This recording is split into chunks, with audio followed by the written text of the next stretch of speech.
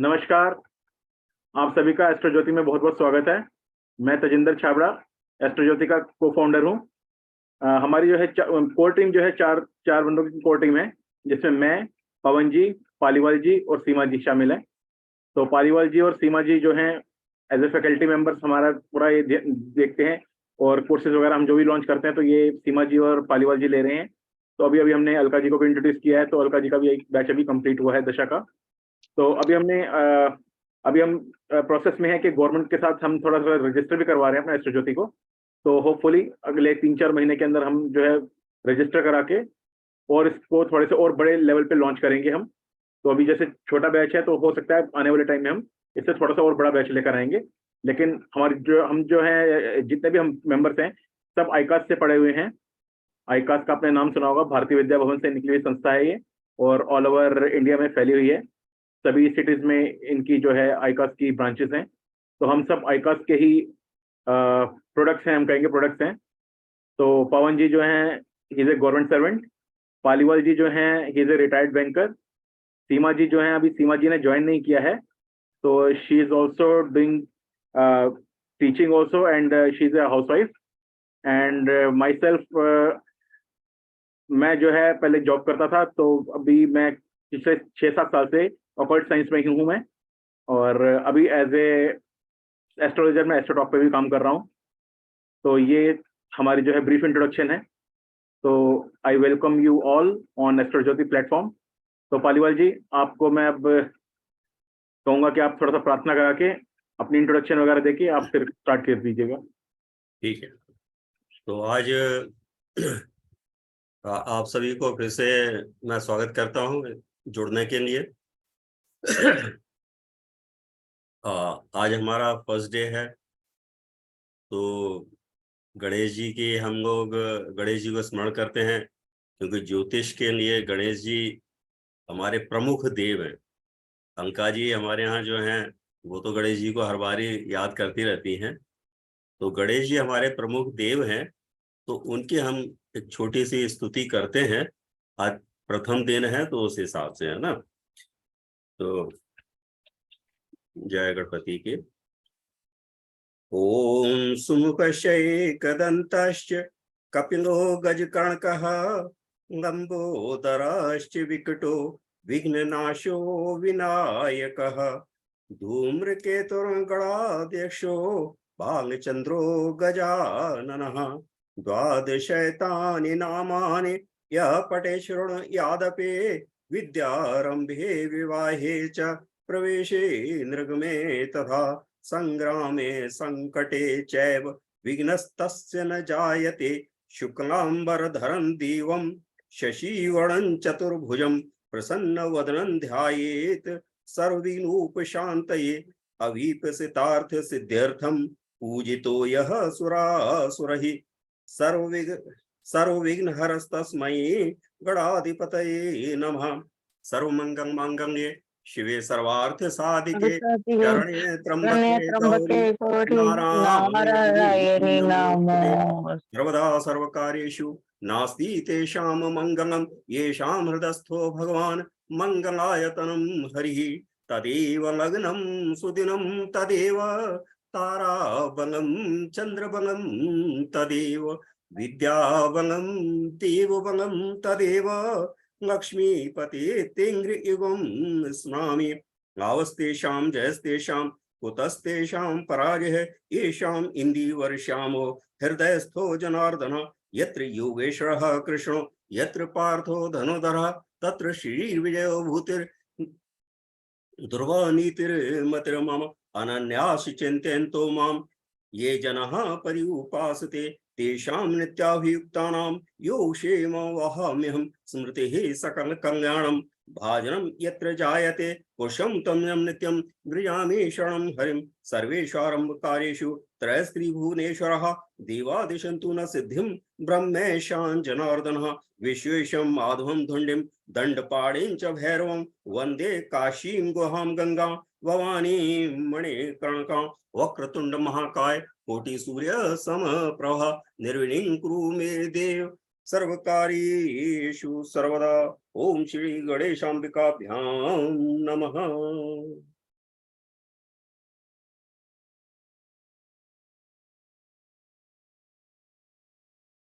तो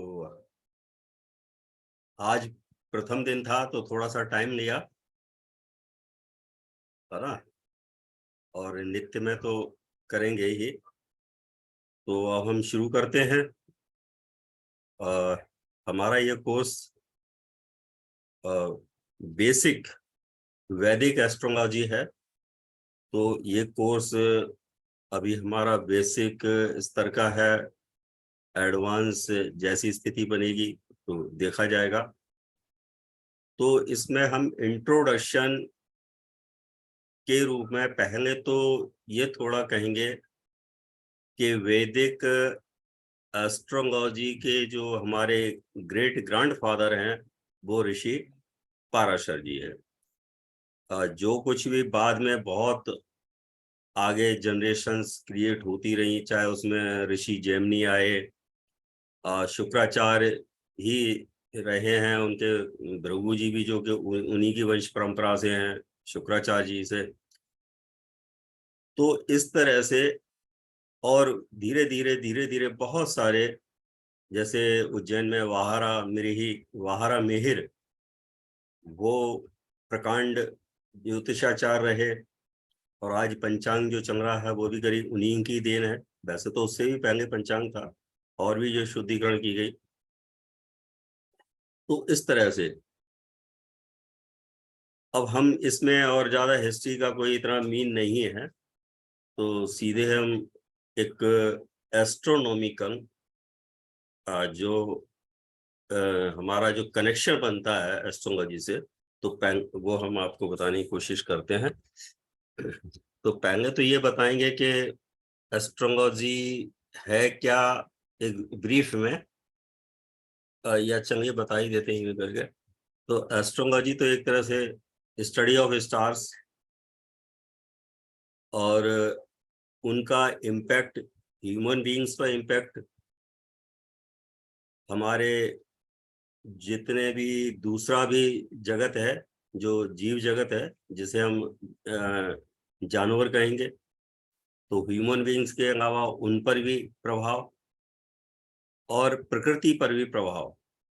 प्रकृति के साथ साथ ये होता है कि किसी मास पर भी इफेक्ट क्या आता है। मास का मतलब है एक कहीं अर्थक्वेक आ गया, या कहीं जैसे अभी मेघालय में जो अभी हुआ, वहां आगजनी भयंकर रूप से की गई है। जो कुछ भी है प्रभाव तो है ही है, उसमें मास तो अफेक्ट हुआ ही है ना। या कहीं और भी किसी तरह की कैलेमिटीज आती हैं, तो इन सब को ज्योतिष में समेटा गया है। तो ज्योतिष में जो स्टडी हम करते हैं ब्रॉड वे में, वो तो 3 हिस्सों में करते हैं। तो पहला हिस्सा जो है वो है सिद्धांत। सिद्धांत सिद्धांत ये जो शब्द जो वैदिक में जो यूज होते हैं, मैं उसी तरह से चल रहा हूँ। सिद्धांत का मतलब वैसे है मैथमेटिक्स। तो एक मय नाम का एक असुर था। तो जैसे हमारे देवों में विश्वकर्मा देवों के आर्किटेक्चर रहे हैं, तो ऐसे मय भी राक्षसों के आर्किटेक्चर थे। तो मय ने सूर्य देव की तपस्या की। तो सूर्य देव उनके सामने सीधे पूर्ण रूप में तो आ नहीं सकते, क्योंकि उनका तेज इतना है। तो वो एक पुरुष अंश के रूप में मय के सामने प्रस्तुत हुए, और उन्होंने कहा कि भाई मैं पुरुष अंश के रूप में तुम्हें ज्ञान देता हूं कि जो जिससे हमारे सूर्य के अंडर जितने भी ग्रह हैं उन सब की जानकारी तुम्हें हो जाएगी। तो इसीलिए ज्योतिष का एक जो सबसे पुरातन या सबसे महत्वपूर्ण ग्रंथ है वो है सूर्य सिद्धांत। और ये जितने भी वेस्टर्न नाम हमारे सामने आते हैं आज के टाइम में, ये जितने भी वेस्टर्न नाम है ये 300-400 साल से ज्यादा पुराने कोई नहीं है। तो कहने का मतलब हमारी सृष्टि कोई 300-400 साल पुरानी तो है नहीं। तो सूर्य सिद्धांत हजारों साल पहले मैंने लिखा था, और आज भी सूर्य सिद्धांत उतना ही इफेक्टिव है। आज भी जो पंचांग बनते हैं वो सूर्य सिद्धांत से ही बनते हैं। और ऑब्जर्वेटरी में जैसे हमारी अर्थ का टाइम एक कंप्लीट रेवोल्यूशन का 365 दिन 6 घंटे 9 मिनट और 10 सेकंड से कुछ प्लस करके, ये इस समय जब आज इतने मॉडर्न इंस्ट्रूमेंट्स हैं, सूर्य सिद्धांत ने 365 दिन 6 घंटे 9 मिनट और 13 सेकंड का टाइम दिया था। तो लगभग हजारों साल पहले, और उसके बाद तो फिर नेचर में भी बहुत कुछ फर्क आया है कि हजारों साल पहले और आज इतने मॉडर्न इक्विपमेंट्स हैं, उसके बाद ही तकरीबन 2.5 सेकंड का फर्क है। तो आप उस समय की एक्यूरेसी देखिएगा, और ये एक्यूरेसी सही माने में देव से जब सीधी एजुकेशन, सीधा ज्ञान आया हो तो उसमें गलती का कोई चांस है ही नहीं। तो वैसे भी तो एक तो हमने ये बताया कि भाई जो मैथमेटिक्स है जिसे हम सिद्धांत बोलते हैं, और दूसरा हिस्सा जिसके अंदर एस्ट्रोलॉजी की स्टडी की जाती है वो है संहिता। संहिता का मतलब ही यही है कि सब के लिए। तो इसमें क्या होता है कि सबके लिए मीन, अब नेचर में कहीं कुछ हुआ तो उस वक्त नेचर ये तो नहीं देखेगी ये अमीर है कि ये गरीब है, ये गाय है कि ये बकरी है, या ये जो पेड़ है या पौधा, वहां उस एरिया में, वास्ट एरिया में हर एक कोई अफेक्टेड होगा। तो उस चीज को संहिता के अंदर स्टडी किया जाता है, और उसको मेदिनी भी बोलते हैं, और इंग्लिश टर्म उसके लिए मुंडेन। तीसरी चीज जो है, जैसे होरा, जिस पर्पज के लिए हम लोग यहाँ आपके सामने प्रस्तुत हुए हैं, होरा, होरा मीन्स फलित, फलित मीन्स प्रेडिक्टिव। तो ये चीज जो है, ये वैसे तो जो ऊपर जो दोनों चीजों का सहारा भी लिया जाता है इसमें, और ब्रॉड सेंस में हम कहेंगे कि हाँ ये पर्टिकुलर ह्यूमन बीइंग्स के लिए है, और इसमें एक स्पेसिफिक पर्सन के लिए हो जाता है। तो अब इसमें न तो ये रह गया कि बहुत मास को कवर कर रहा है, न इसमें ये रह गया कि जो कुछ है हॉरोस्कोप तो मैथमेटिक्स के थ्रू बनती है, पर प्रिडिक्टिव पार्ट जो है वो इसके अंदर हो रहा, या फलित जिसको बोलते हैं। जस्ट मिनट, आपको किसी को टीवी की आवाज तो नहीं डिस्टर्ब कर रही? थोड़ा नो सा सर, नहीं बिल्कुल नहीं आ रही। ठीक ठीक, मुझे जैसे बराबर चल रहा है हमारा टीवी तो थोड़ा सा। अच्छा, तो इस तरह से हम इसमें प्रेडिक्टिव, और इस समय जो हम यहाँ इकट्ठे हुए हैं वो प्रेडिक्टिव के लिए ही हुए हैं। तो ज्योतिष हमारे वेदों का ही एक अंग है। अब विश्वास किया जाए या ना किया जाए, वेद जो है किसी भी व्यक्ति ने नहीं लिखे। वेद एक जो है गॉड रिवील्ड स्पीच है, जिसे श्रुति कहा जाता है। कि जब सृष्टि बनी, ब्रह्मा जी ने जब क्रिएचर क्रिएट किए, और उस समय जो श्रुति मतलब गॉड रिवील्ड स्पीच वो आई, उस समय जो भी प्राणी थे उन्होंने उनको सुना, और सुनने के बाद उनके अपने मस्तिष्क में या जो ये वो स्मरण रखा जाता था। बाद में इसी श्रुति को स्मृति में कन्वर्ट किया। तो जैसे मनुस्मृति का आप सभी लोगों ने नाम सुना होगा, ये मनुस्मृति। तो मनुस्मृति क्या है कि भाई जो वेदों में जो कुछ चीजें बताई गई थी उसको सोसाइटी के हिसाब से, उसमें से जो वेदों जो रिवील किया था गॉड ने, उसका एक अलग से मनु ने उसका संकलन कर दिया, तो वो मनुस्मृति में आ गया। फिर बाद में हमारे गुरुकुल हुए तो उन्होंने उन वेदों का अपने आम आदमी तक उस चीज की पहचान के लिए उनको एक थोड़ा सा प्रॉपर वे में उनको अरेंज किया। राइटिंग किसी ने नहीं की। जो हम लोग कहते हैं कि भाई वेद व्यास जी ने वेद लिखे, वेद व्यास जी ने वेद लिखे नहीं है अपनी ओर से, मतलब उन्होंने उसी चीज की जो श्रुति थी उसी को स्मृति के रूप में किया। तो वेद व्यास जी ने भी 3 ऋषियों की एक कोर कमेटी क्रिएट की और उनको चार्जेस दे दिए, तुम ये काम करके दोगे, तुम ये काम करके दोगे, तुम ये काम करके दोगे। एक तरह का वो उस जो उसको रीअरेंज करने की जो बॉडी बनी थी उसके हेड थे वेद व्यास जी।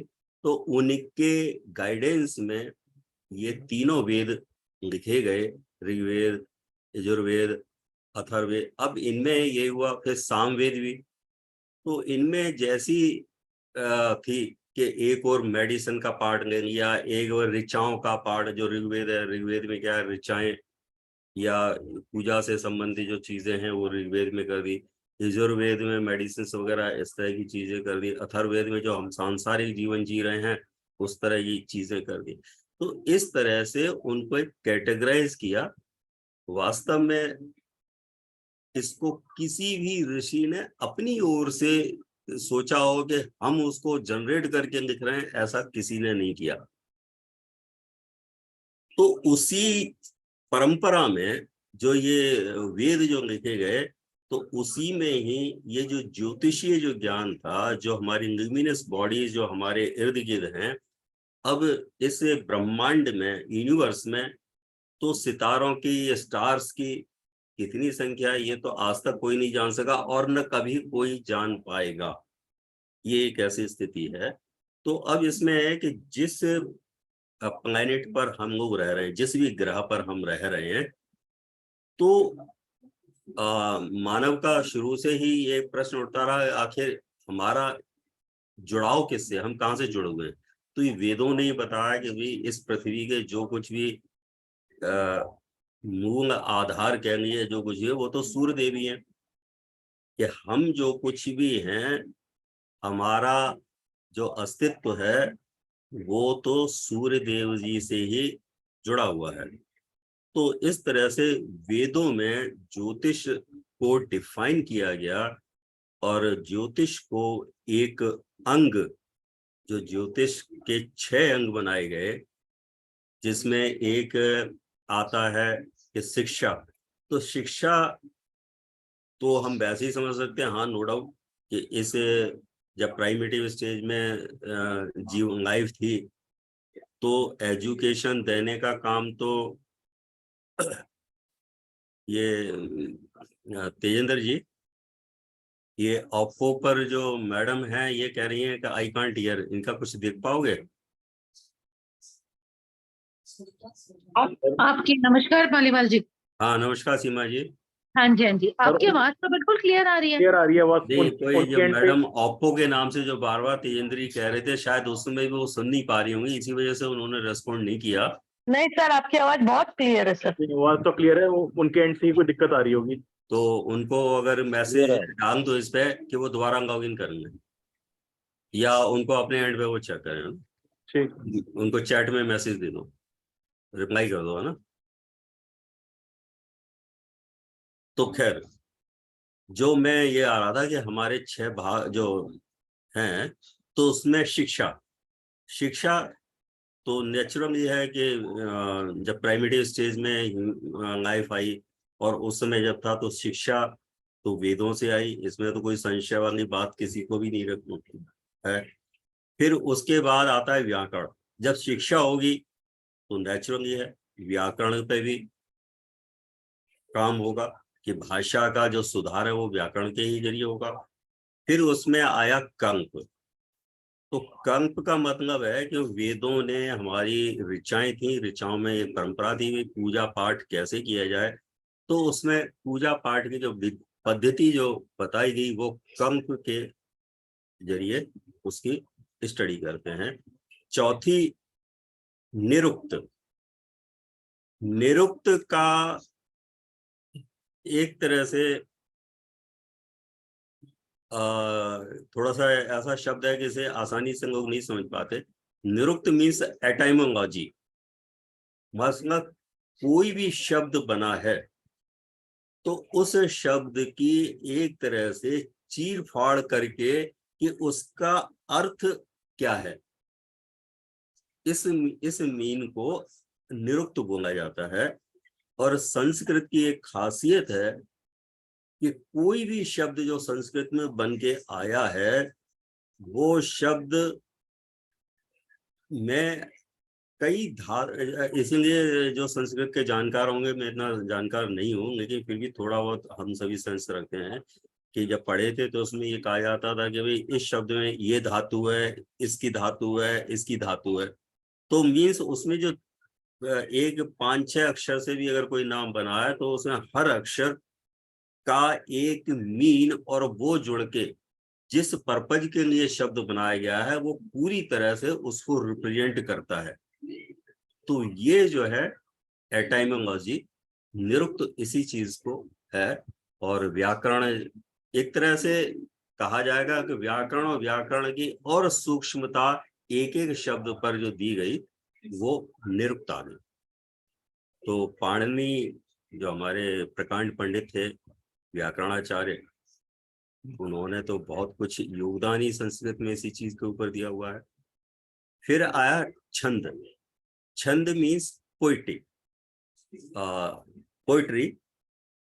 तो जो छंद पोइट्री, और कहा जाता है कि वाल्मीकि जी पहले व्यक्ति थे जिन्होंने पहले काव्य लिखा। ऐसा माना जाता है कि किसी पक्षी को हर्ट कर दिया गया था और उसका जो दर्द था उस दर्द से इतने आहत हो गए वाल्मीकि जी, और उनके मुंह से वो वाला तो याद नहीं है मुझे, लेकिन उनके मुंह से अनायास ही वो एक आहत जो होने से एक हृदय की जो संवेदनाएं थी वो उनकी काव्य रूप में आ गई, ऐसा कहा जाता है। छठवां हिस्सा जो है वो है ज्योतिष। तो वेदों का ही ज्ञान ज्योतिष है। तो ज्योतिष कोई यूं ही ऐसी चीज नहीं है जिसको कहा जाए ये फिजूल बेकार की बातें करते हैं। अब जो नहीं मानता उनको समझाने का कोई फायदा भी नहीं है। तो इसको हम यही कहते, तो वो उनकी अपनी सोच है जो नहीं मानता। और जो नहीं मानता तो क्या उन्हें हर चीज का ज्ञान है? तो ज्ञान की तो एक सीमा है। तो इसलिए उसमें हम नहीं पढ़ेंगे। तो अब मैं एक एस्ट्रोनॉमिकली आपको कनेक्ट करा रहा हूँ कि कैसे हम इसमें करते हैं।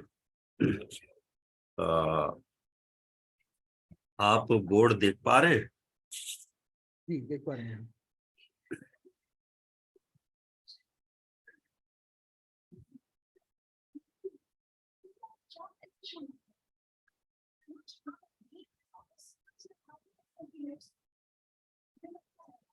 तो हमारा जिस प्लेनेट पर हम रह रहे हैं उसके जो मुख्य आधार है तो वो सन है। तो सन मीन्स जो सूर्य का जो सौरमंडल है या सोलर सिस्टम है, हमारी अर्थ उसी का एक पार्ट है।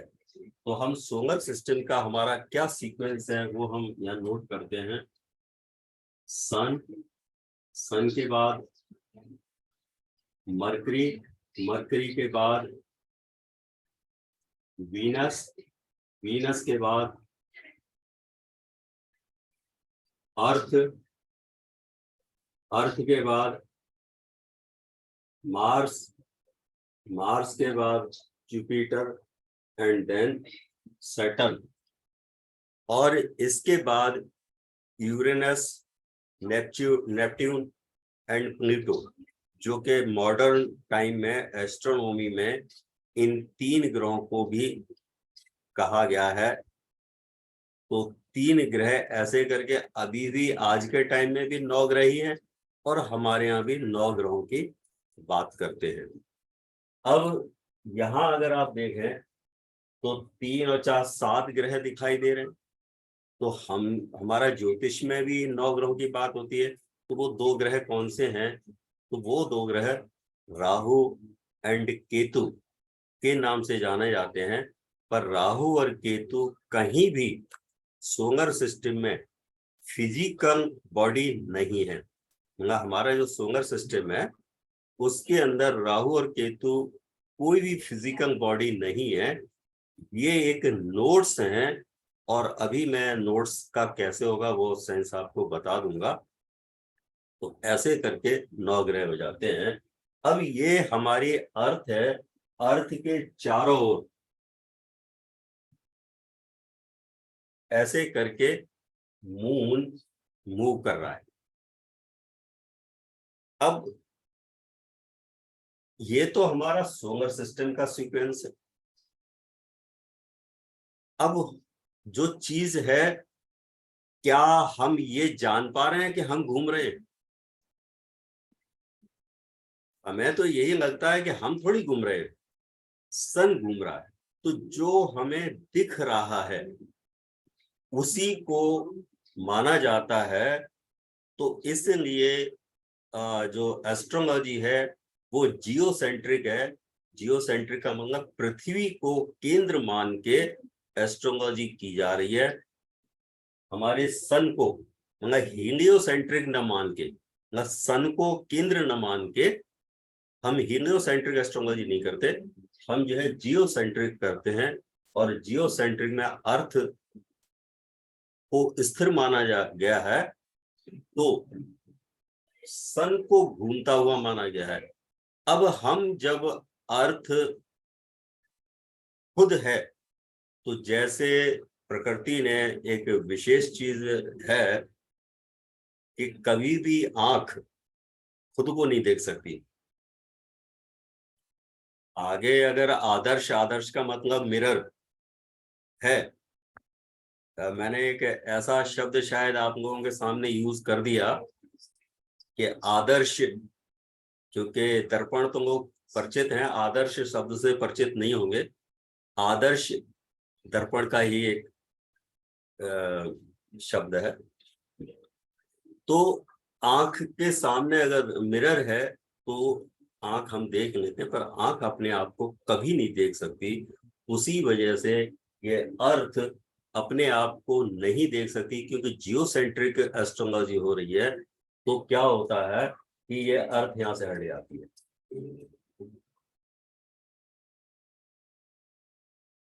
जब ये अर्थ यहां से हट गई तो अर्थ की रिप्रेजेंटेशन किसके पास गई? क्योंकि अर्थ के चारों ओर मून मूव कर रहा है। अर्थ के चारों ओर मून मूव कर रहा है, तो अर्थ की रिप्रेजेंटेशन मून को चली गई है। अर्थ का जो काम है वो मून करता है। और आज के ही न्यूज़पेपर में अगर किसी ने आज का पढ़ा हो कि साइंटिस्ट ने ये कहा है कि मून की जो संरचना है, मीन्स जो मून के अंदर वाले जो क्रस्ट हैं वो वही हैं जो अर्थ की है। तो हमारे ऋषि हजारों सालों से ये चीज कहते आ रहे हैं। और मैं तो एक आज के ही अखबार में आप पढ़ लीजिएगा, जिसमें ये आज आर्टिकल लिखाया हुआ है कि मून का जो सेंटर, जो कोर में जो मतलब क्रस्ट हैं वो वही हैं जो अर्थ की है। तो यहाँ भी कहा जाता है कि अर्थ का सारी रिप्रेजेंटेशन मून को चली गई है। तो यहाँ से सन, क्योंकि सन यहाँ आ गया, फिर एक जस्ट समझाने के लिए।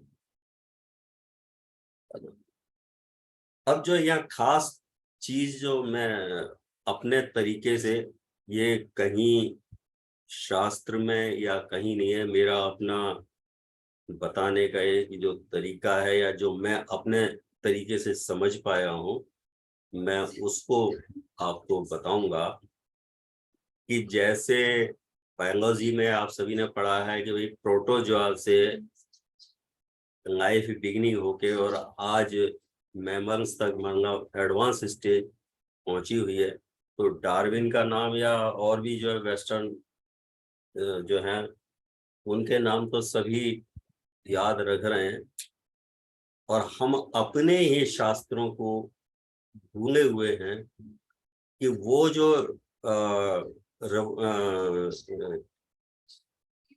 जीव का जो विकास हुआ उसका क्रम हमारे यहाँ तो बहुत पहले से इस चीज को बताया हुआ है।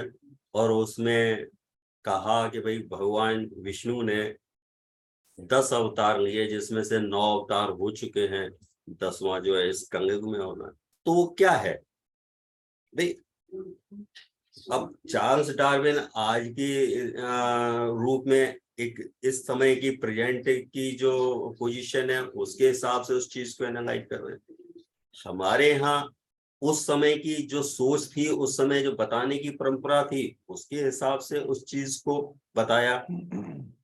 तो बाकायदा के इसमें कि भाई केतु पहले फिश बनी, क्योंकि सब पहले पानी ही पानी था, तो पानी के अंदर जीव क्या डेवलप हुआ, फिश हुई, तो केतु के रूप में आए। फिर फिश से कछुआ, जिसे कूर्म शब्द दिया गया कि भाई शनि आए। फिर उसके बाद वाराहा, अब पानी से जीव बाहर आ गया, तो उसको कहा कि भाई कूर्म, कूर्म सॉरी कूर्म नहीं, कूर्म तो कछुआ ही हो गया। वाराहा या सुकर, सुकर मीन सुअर, तो वो जो है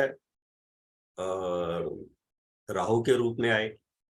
सुकर के बाद फिर नरसिंह, नरसिंह जिसमें आधा रूप पुरुष का था और आधा सिंह एनिमल का था। तो वहाँ एक और स्टेज आ गई, वो मंगम के रूप में आए। फिर आगे जो है शुक्र, जो हमारे परशुराम हैं, उसके रूप में आए अवतार। जो परशुराम भी वो शुक्र का अवतार माना जाता है। वामन के रूप में बृहस्पति का अवतार माना जाता है। चंद्रमा के रूप में कृष्ण का, सूर्य के रूप में राम का। तो इस तरह से अच्छा, अब हमारे यहाँ रह गए बुध। हाँ, बुध के रूप में गौतम बुद्ध का। तो इस तरह से ये सभी ग्रहों से जुड़े हुए हैं। तो पर इसमें जो सन, मून, मार्स एंड राहु,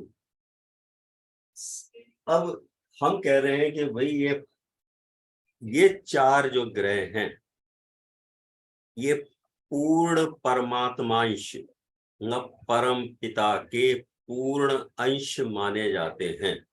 ये परमात्मा अंश है, इनमें पूर्ण रूप समाया हुआ है ईश्वर का। तो सन के रूप में हम भगवान राम जी के सूर्यवंशी इसीलिए बोलेंगे। कृष्ण मून के रूप में जो कृष्ण वंशी, वो भगवान कृष्ण बोलेंगे। नरसिंह रूप जो है, जिसमें हमने कहा आधा मेल था और आधा एनिमल, तो वो मार्स के रूप में देखे गए। राहु जो वाराहा या सुकर। अब यहाँ एक आपके सामने प्रश्न होता है कि ये चीजें तो लगती है कि भाई परमात्मा के रूप में। राहु तो एक बड़ा खराब सा, राहु का नाम सुनते ही खराब सी इमेज आ जाती है कि राहु कैसे परमात्मा बन गया। तो जो भी ये दैत्य ये है एक तरह का। और हमारी एक कथा भी चलती है, वो मैं थोड़ा सा ब्रीफ करके बता दूंगा उस कथा में। कि कहा जाता है कि अंधकासुर एक राक्षस था, और उस अंधकासुर का एक बेटा था, तो उसने इंद्र से पंगा ले लिया। तो इंद्र का तो काम है भाई देवों का साम्राज्य को इंटैक्ट बनाए रखना, ये तो इंद्र का काम है। और इंद्र ने अपनी पूरी सामर्थ्य से उसका सामना किया, उसे परास्त कर दिया। परास्त क्या किया, मार ही दिया। अब जब ऐसी स्थिति आई तो अंधकासुर बहुत ही ज्यादा एग्रेसिव हो गया, और वो उसने इंद्र के ऊपर अटैक कर दिया।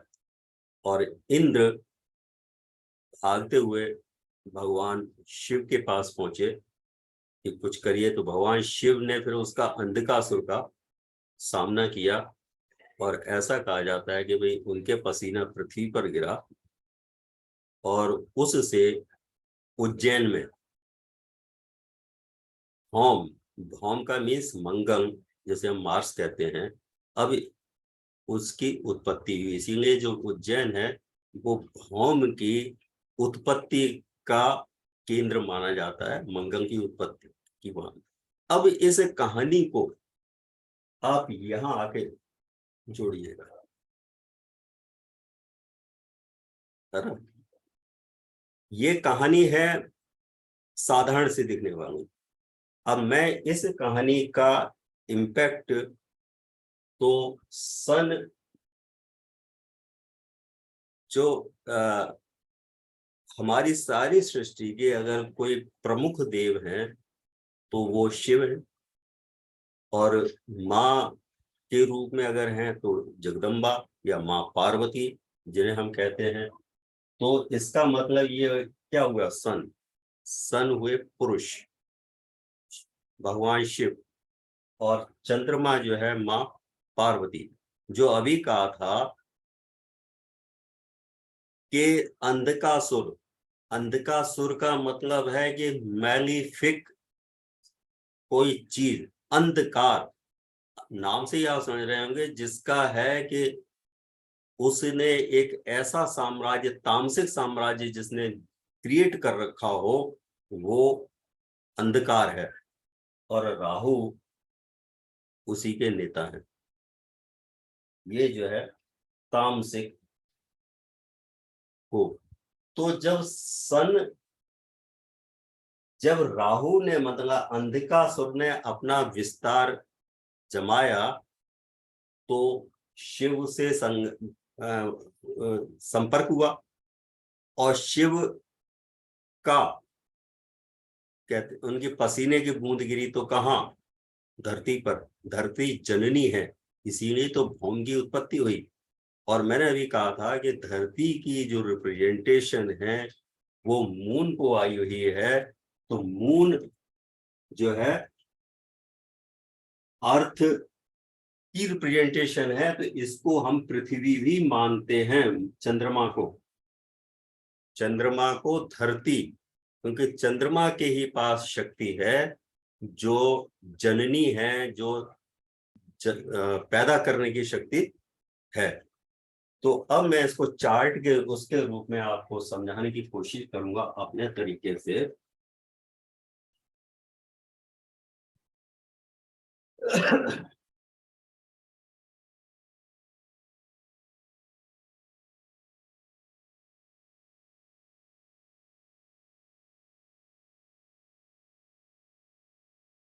कोई भी बच्चा जब पैदा होता है, कोई भी बच्चा जब पैदा होता है, तो उसकी जो लग्न उस समय जो कुछ भी होती है वो यहाँ लिखी जाती है।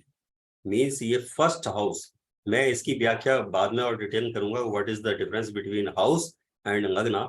तो अभी उस चीज पे मत गौर रखिएगा, अभी सिर्फ इतना थोड़ा सा ये फर्स्ट हाउस है। और जब भी बच्चा पैदा हुआ होता है तो उसकी लग्ना यहाँ क्रिएट की जाती है।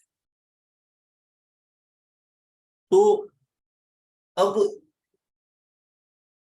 ये, और जब काल पुरुष की ये हॉरोस्कोप बनाई जाती है तो ये जो भाव होता है ये मंगल है, ये हाउस मार्स का है। तो जो अभी हमने कहा था कि जब अंधकासुर से हुआ तो शिव का जो पसीना धरती पर गिरा, तो इसका मतलब पसीना क्या है? शिव का पसीना। शिव का पसीने का मतलब है बीज। वो धरती पर गिरा, तो धरती पर जब गिरा तो उसका जर्मिनेशन हुआ, और वो जर्मिनेशन अल्टीमेट जो भौम जिसे हम मंगल की बात कर रहे थे वो यहाँ पैदा हो गया। भौम यहाँ पैदा हो गया, और ये राशि जो होती है काल पुरुष के हिसाब से मंगल की ही होती है। तो यहाँ मंगल देव पैदा हो रहे हैं। अब बात आती है कि जब ये लग्ना बन रही है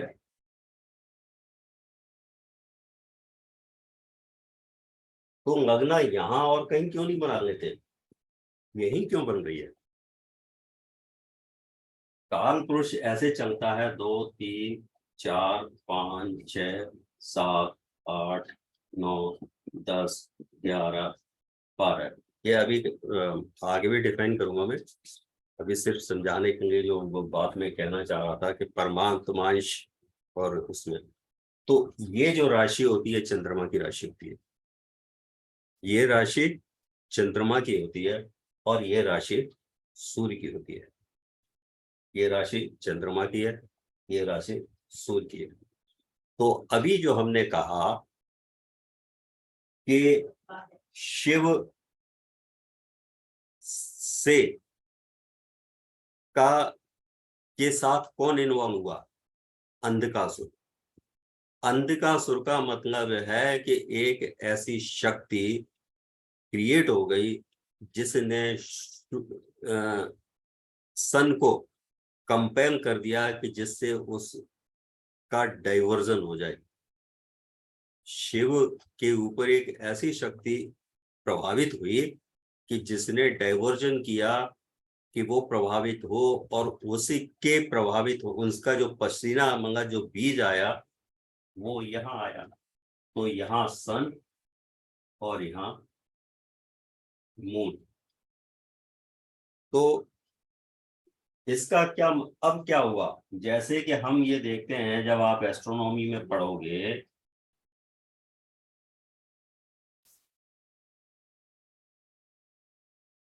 कि जो सन जिस एलिप्टिक पर मूव कर रहा होता है उसी से ही सटी हुई चंद्रमा की भी एक्लिप्टिक होती है, और वो आपस में इंटरसेक्ट करते हैं।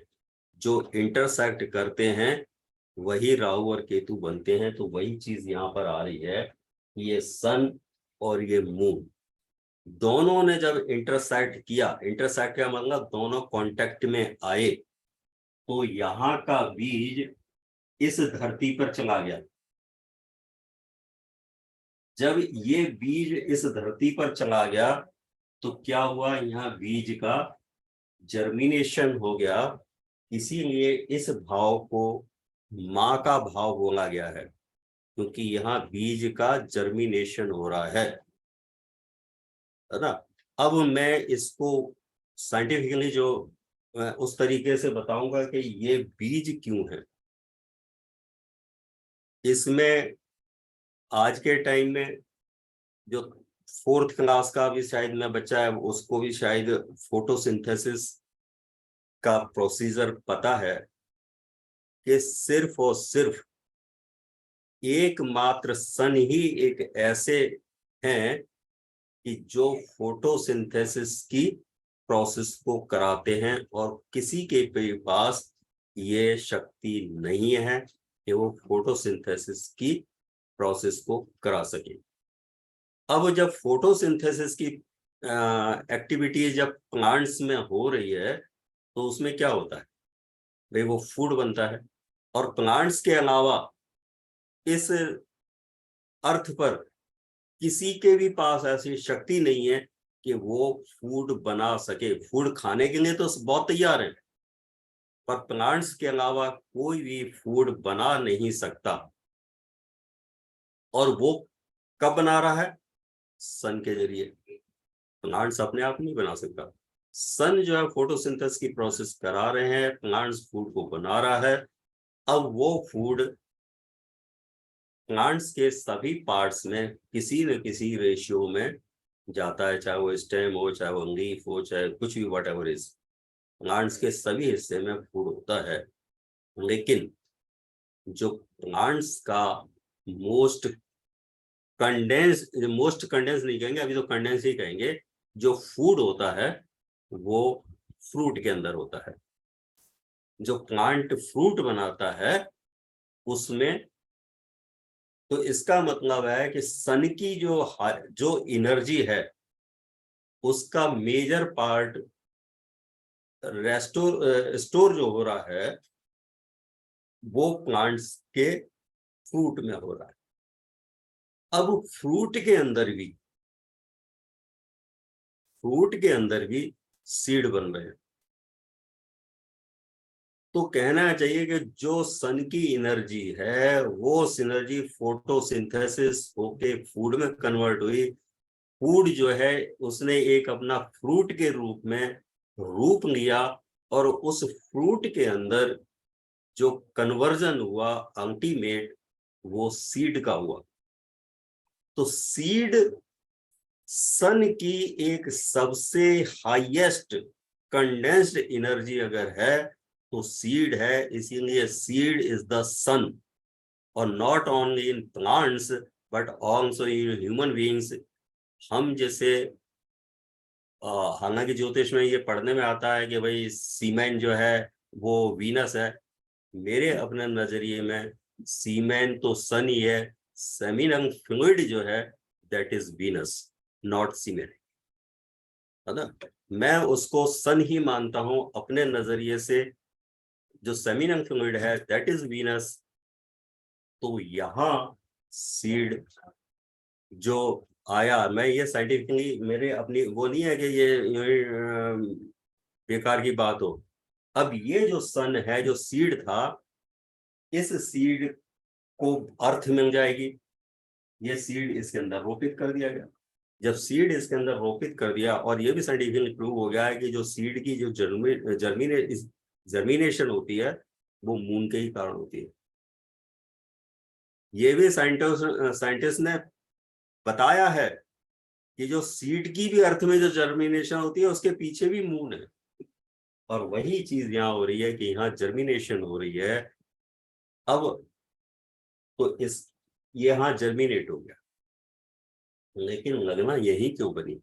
तो अब वो यहाँ जो मैंने अभी कहा था कि परमात्मांश, पूर्ण परमात्मांश, तो ये सीड के रूप में सन इन्वॉल्व हो गया, परमात्मांश ये मून के रूप में ये इन्वॉल्व हो गया। अब इन दोनों के बीच जो इंटरसेक्शन होके जो कांटेक्ट बना, जो राहु केतु जो यहाँ बना रहा है, तो ये जो कि दोनों को मिला रहा है, जो यहाँ जो दोनों के जो एलिप्टिक मूव कर रही होती हैं हमारे सोलर सिस्टम में, इंटरसेक्ट कर रहे होते हैं दोनों के रास्ते, चंद्रमा का भी रास्ता और मून, तो वही राहु है। इसीलिए इन दोनों को जो क्लोज लेके आया, क्योंकि सांसारिकता पैदा करने का काम राहु के पास है और उसने सांसारिकता पैदा की, तो ये इससे। अब इसमें एक चीज और आ सकती थी कि भाई सन इधर कर दिया जाता, मून इधर कर दिया जाता, ये भी तो हो सकता था। ठीक है, ये दोनों को इंटरसेक्ट कर रहे हैं, दोनों आपस में कंजुगेट कर रहे हैं, जो कुछ भी कर रहे हैं व्हाटएवर, तो इनको मून को इधर ही क्यों रखा, सन को इधर ही क्यों रखा? सन इधर कर दिया था, मून इधर कर दिया था। तो भारतीय परंपरा में जब विवाह होता है, दाम्पत्य जीवन जब बनता है, विवाह के बाद जो भारतीय परंपरा है, तो उसमें स्त्री हमेशा वामांगी हो जाती है। वामांगी मतलब लेफ्ट साइड पर जब फेरे हो जाते हैं, तो जो स्त्री है वो पुरुष के वाम भाग में आ जाती है। और ये भी कारण है कि यूं ही नहीं है कि वाम भाग में क्यों आई, राइट में वो तो इधर भी बैठा तो क्या फर्क पड़ता है। इसके पीछे भी हमारा संबंध जुड़ा हुआ है, क्योंकि हार्ट पुरुष के लेफ्ट साइड ही होता है, तो लेफ्ट साइड से ही लेफ्ट साइड वाला पर्सन है ज्यादा क्लोज अटैच हो पाएगा। राइट साइड वाला पर्सन अटैच नहीं हो पाएगा। तो इसीलिए इस मून को इस सन के लेफ्ट साइड में रखा गया, मतलब जो स्त्री है वो लेफ्ट में है, पुरुष राइट में है। तो ये इनकी जो जस्टिफिकेशन जो इनकी जो है वो मैंने आपको बताई है कि ये वामांगी जो हमारा भारतीय संस्कृति कह लीजिएगा, और भारतीय नहीं, मैं समझता हूँ शायद पूरे प्लेनेट, हमारा जो अर्थ प्लेनेट है उस पर शायद ऐसा ही है कि लेडी वाम भाग में ही रहती है। तो अब यहां से ये बर्थ क्यों आया, ये बात आती है। तो 12 महीने में सन 12 की 12 राशियां घूम लेता है।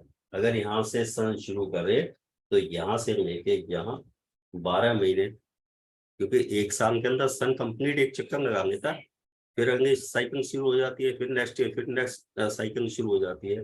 तो इसका मतलब है कि एक राशि, ये 12 भाव है, तो एक भाव में एक एक महीना चलता है। तो यहां से एक महीना रख लीजिए, 1 2 3 4 5 6 7 8 9 महीने यहाँ कंप्लीट हो गए। अब बात आती है कि तो यही हो जाना चाहिए बच्चा, बच्चा तो 9 महीने का होता है, तो यहाँ क्यों गए? तो एक्चुअल में हम बोलते 9 महीने हैं, 270 दिन का टाइम माना जाता है। जो बच्चे का जिस दिन से जर्मिनेशन हो जाता है उस दिन से बच्चे का इस संसार में आने का जो प्रोसेस है उसके लिए 280 दिन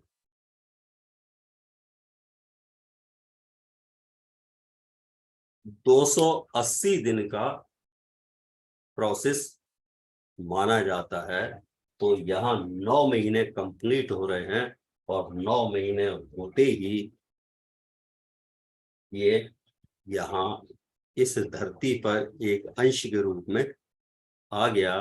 क्योंकि ये बीज इसी का था, इसलिए जब पुत्र होता है तो हमारे संस्कृति में आत्मज, आत्मा का अंश, और पुत्री होती है तो उसे आत्मजा न है, वो भी अंश, लेकिन उसको आत्मजा करके मतलब जेंडर स्पेसिफाई किया है।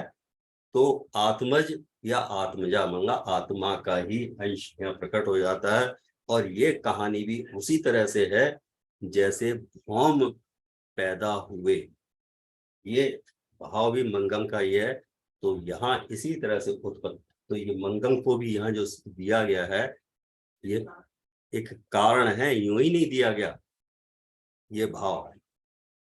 तो इस तरह से हमारा ये एक अपनी कैसे इस चीजों को किस तरह से हमारे ऋषियों ने इसको जोड़ा कि भाई लग्न को यहीं क्यों बनाया, माँ को यहीं क्यों रखा, सूर्य जो है पिता के कारक हैं उनको यहीं क्यों रखा। तो ये जो है एक साइकिल थी। और इसमें मैंने आपको 4 जो पूर्ण परमात्मांश हैं जिसमें चंद्र, सन, मार्स और राहु, ये 4 ग्रह जो है पूर्ण परमात्मांश का इनको दर्जा मिला हुआ है। और दर्जा के पीछे भी मैंने आपको समझा दिया कि राहु की भी जो बात आ रही थी कि बड़ी अजीब सी लगती है कि राहु को क्यों परमात्मांश दिया गया है।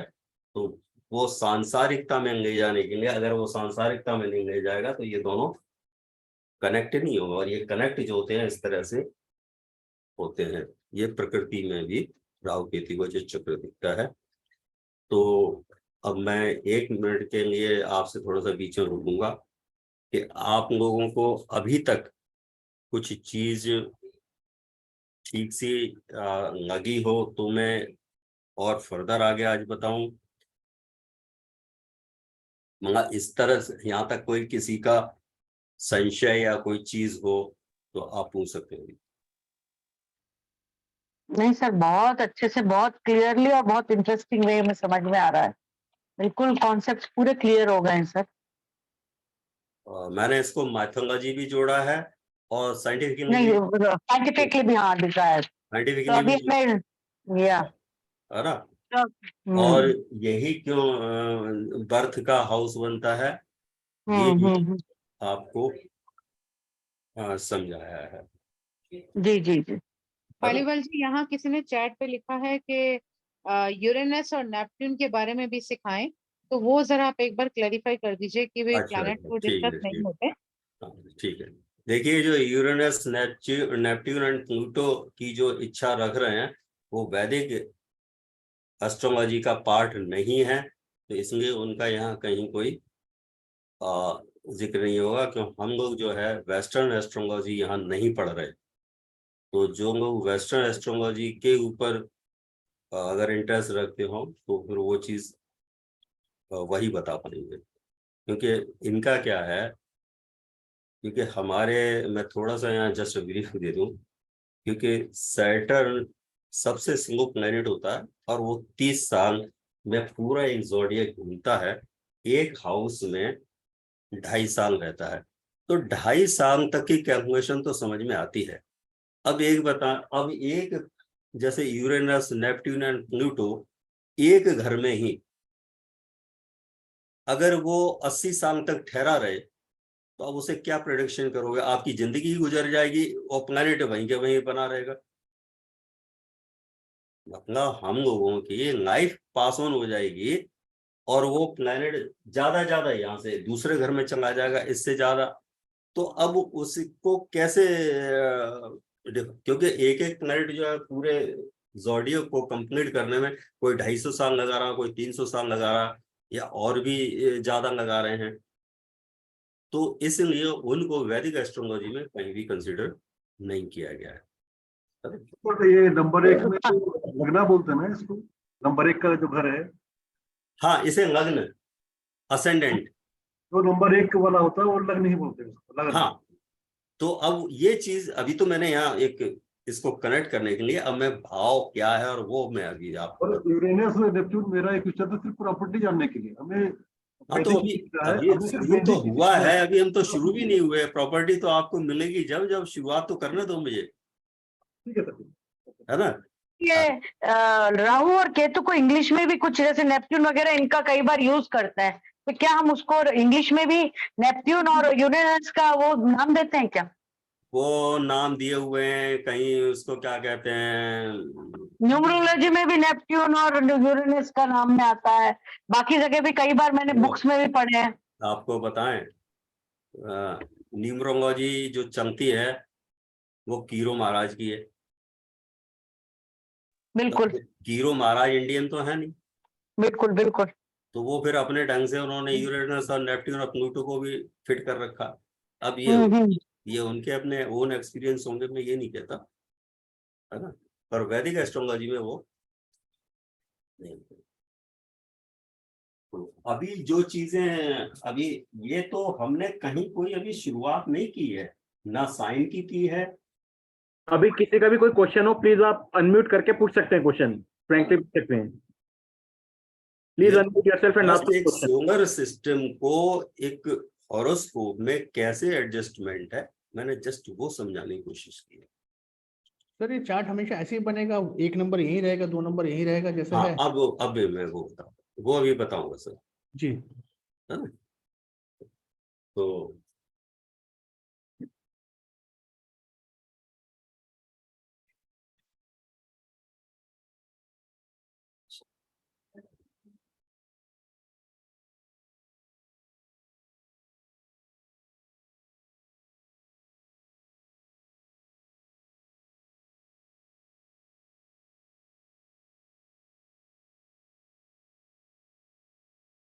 यहाँ हम जब बात आपसे करते हैं काल पुरुष का चार्ट, तो काल पुरुष का चार्ट हमेशा 1 नंबर से ही बनेगा।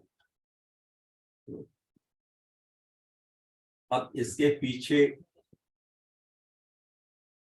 एक तो अभी मैंने जस्ट, क्योंकि ये राशि मार्स की है, मंगल की है ये राशि, और अभी जो कथा के जरिए जो मैंने आपको समझाने की कोशिश करी कि इन दोनों का अल्टीमेट जो प्रोडक्ट है वो मार्स के रूप में यहाँ आया। कथा भी तो हमारी यही कह रही है ना कि शिव का पसीना जब पृथ्वी पर पहुंचा तो उससे भौम पैदा हुए, भौम का मतलब मार्स पैदा हुए। तो वो, और उससे भी ये आ रहा है कि भाई ये भौम पैदा हुआ, तो इसीलिए काल पुरुष को इस तरह से देखा जाता है। और दूसरी चीज और है कि जिससे हम सभी परिचित हैं, क्योंकि हम सभी यहाँ जितने भी हैं हिंदूज ही हैं, तो हिंदू में श्रीमद् भगवद गीता की बहुत सारी चीजें हमें नहीं पता है, पर कुछ एक चीजें सभी को पता है। उसमें से एक पता है कि जब भगवान कृष्ण अर्जुन को उपदेश दे रहे थे और अर्जुन के को जब उपदेश दे रहे थे तो बहुत सारी चीजें अर्जुन के ऊपर से जा रही थी, नहीं समझ में आ रही थी। तो उस जगह भगवान कृष्ण ने ये भी कहा कि ये ज्ञान मैंने सूर्य को भी दिया था। तो जो अभी बात आई थी सूर्य की, कहने का मतलब है कि अल्टीमेट जो मन, इस सृष्टि पर जो जीवन है उसी के जो कारक हैं वो तो सूर्य देव ही हैं। इस पृथ्वी पर जो जीवन है, जो लाइफ है, उसके जो कारक हैं वो सूर्य देव ही हैं। तो भगवान श्री कृष्ण अर्जुन का कहते हैं कि ये मतलब जो कुछ वो अर्जुन को दे रहे थे उसी ज्ञान के लिए वो कहते हैं कि ये ज्ञान मैंने सूर्य देव को भी दिया था, और सूर्य देव ने ये ज्ञान मनु को दिया। मनु सूर्य के ही वंश में आते हैं। एक तरह से भगवान जो राम हैं वो मनु के ही वंश में है ना। तो वो कृष्ण कहते हैं मैंने ये सूर्य को दिया और सूर्य ने ये ज्ञान मनु को दिया और मनु ने ये ज्ञान विवस्वान को दिया।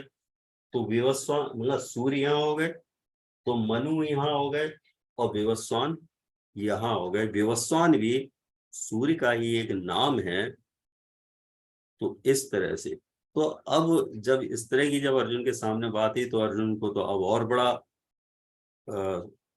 अचरज होना शुरू हो गया कि भाई कृष्ण तो इस समय हमारे सामने है और सूर्य तो उसकी उत्पत्ति कब हुई होगी इसका तो सही से ज्ञान किसी को नहीं है, लेकिन फिर भी ये तो माना ही जा सकता है ये आधे टाइम में रहा होगा बहुत। तो उस समय कृष्ण कैसे हो सकते हैं? तब कृष्ण ने अपना विराट रूप दिखाया, जिसे जो मैंने कहा है इससे विराट रूप से कृष्ण के से सभी परिचित हैं। तो कृष्ण जब विराट रूप जब दिखाया अर्जुन को, तो अर्जुन देखते हैं कि उनका सिर अनंत आकाश में पहुंचा हुआ है, पैर अनंत मतलब रसातल में पहुंचे हुए हैं। ना वो सिर कहाँ पर है दिखाई दे रहा है, ना वो पैर कहाँ पर है वो दिखाई दे रहे हैं, और इतने असंख्य मुंह हैं कि वो यही नहीं काउंट कर पा रहे कि कितने मुंह हैं। और वो ये देख रहे हैं कि सारी सृष्टि उनके अंदर चलती अंदर समाहित होती जा रही है, मतलब वो सबका भक्षण भी करे ले रहे हैं। तो इसीलिए वो कहते वहां उस रूप का मतलब है कि सारी सृष्टि उन्हीं के ही अंदर। विराट रूप का मीन यही है कि जो कुछ इस सृष्टि में है, जितने भी प्राणी इस सृष्टि में हैं, वो सभी उन्हीं के अंदर समाये हुए हैं।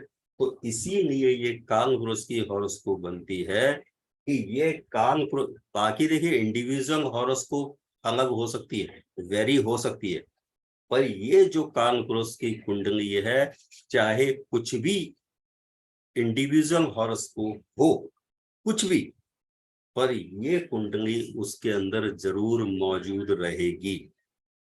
मतलब ये तो ये उसी रूप में है जैसे भगवान श्री कृष्ण में सारी सृष्टि उन्हीं के अंदर समाई हुई थी। तो हर हॉरोस्कोप में ये, इसीलिए यहाँ से जो अभी हमने समझाने की कोशिश की थी कि सूर्य और उसका अल्टीमेट मंगल के रूप में प्रोडक्ट, तो ये तो अल्टीमेट प्रोडक्ट, इसका मतलब हुआ कि जन्म यही होगा। अब ये जरूरी नहीं है कि हम मंगल की राशि हो, तो वो मैं समझाने की कोशिश करता हूँ।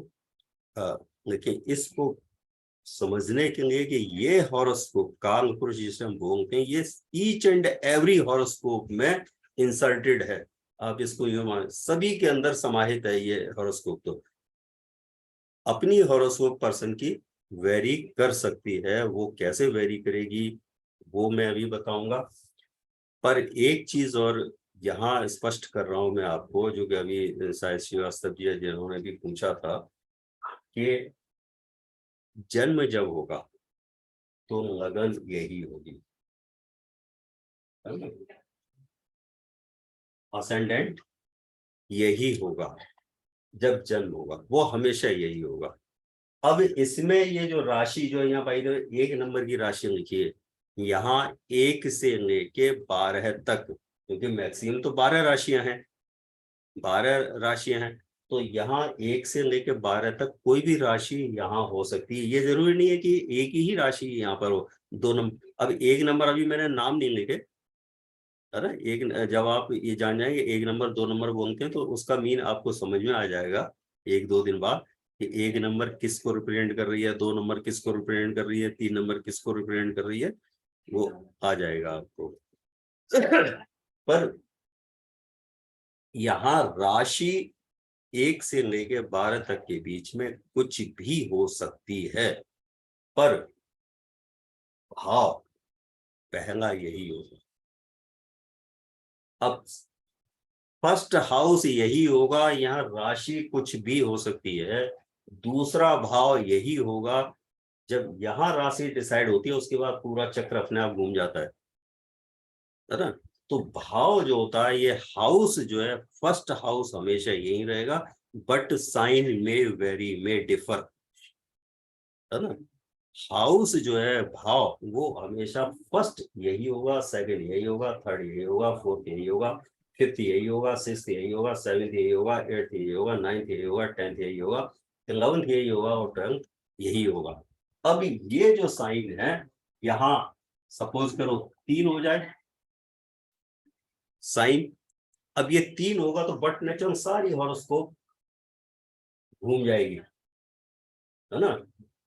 फिर क्या होगा, 3 से शुरू होगी, 4, 5, 6, 7, 8, 9, 10, 11, 12, 1, 2, है ना। तो यहां राशि बदल गई, ये राशि बदल गई, पर भाव फर्स्ट यही होगा। यहाँ राशि बदल गई, 9 आ गया, पर भाव ये 7th ही होगा। यहाँ राशि 10 नंबर की आ गई, पर ये भाव 8वां ही होगा, 8th ही होगा। ये भाव में राशि 12 नंबर की आ गई, पर ये भाव जो है ये 10th ही होगा। तो भाव फिक्स्ड हैं, है ना। ये जो भाव है 1 2 3 4 5 6 7 और ये 12 तक भाव, हम भाव बोल रहे हैं कि भाव ज्यादा एप्रोप्रिएट रिप्रेजेंटेशन देता है। बोलने को हम हाउस भी बोल सकते हैं, डजंट मैटर, हाउस बोले या भाव बोले, कोई इसमें फर्क नहीं है। तो इस चीज को आप रख लीजिए कि भाव फिक्स्ड हैं, बट साइन में डिफर। अब साइन कैसे डिफर करेंगे वो मैं आपको अगले स्टेप पर बताता हूं। तो ये जो श्रीवास्तव जी, अब कुछ आपका जो क्वेरीज थी वो कुछ समझ पाए? सर मेरे से बात कर रहे हैं क्या? अभी क्वेश्चन जो आपने किसने, जॉनजी ने किया था कि हाँ श्रीवास्तव जी? संजीव मैंने किया था। अच्छा संजीव। हाँ इसी को सर ये बोलते हैं, मतलब अगर 3 नंबर है तो हम कहते हैं 3 नंबर इस भाव इस घर में या इस हाउस में है। 3 नंबर की राशि इस फर्स्ट घर में हाउस में। यस ओके, मतलब अभी आप बताएंगे कि 3 नंबर का राशि है कौन सी, हो तो अभी आपने हमें नहीं बताया। हाँ जी तो हाउस यही होगा 1, करेक्ट हाउस ये फर्स्ट होगा, राशि ये फर्स्ट से लेकर 12 तक कुछ भी हो सकती है ठीक है सर। है ना। तो अब इसको हाउस फिक्स्ड, ये समझिएगा कि हाउस फिक्स्ड है ना। साइन में डिफर, ठीक है। अब ये वेरी करेगा फ्रॉम 1 to 12। अभी मैंने नाम नहीं बोले, इसलिए 1 to 12 बोल रहे हैं। एक्चुअली नाम तो इनके आएंगे ना, 1 एरीज है, 2 जो है टॉरस है, 3 नंबर जेमिनाई है, जो कुछ भी व्हाटएवर इज। अभी मैंने नाम नहीं बोलने है ना। अभी राशि, तो ये चीज संजीव जी क्लियर हो गई है आपको? हाँ सर, ये क्लियर है मेरे को। अब मैं एक जो मैं 1 2 3 4 करके बोल रहा हूं, मैं अब इनके नाम भी आपको मेंशन कर देता हूँ। ये 1 2 3 4 फिर एक बार लोग जिसको भी कंफ्यूजन है, फिर से एक बार एम्फेसिस मतलब जोर दे के बता रहा हूँ, ये भाव जो हैं वो फिक्स्ड हैं, भाव नहीं बदलते। ये पहला घर चाहे कुछ भी हो, ये हमेशा यही रहेगा, ये भाव नहीं। लेकिन इसके अंदर की जो ये राशि है, ये राशि 1 से लेके 12 तक के बीच में कुछ भी आ सकती है। आएगी किस हिसाब से वो मैं आगे जाके बताऊंगा, है ना। तो अब मैं समझता हूँ कि ये चीज सभी को क्लियर हो गई होगी।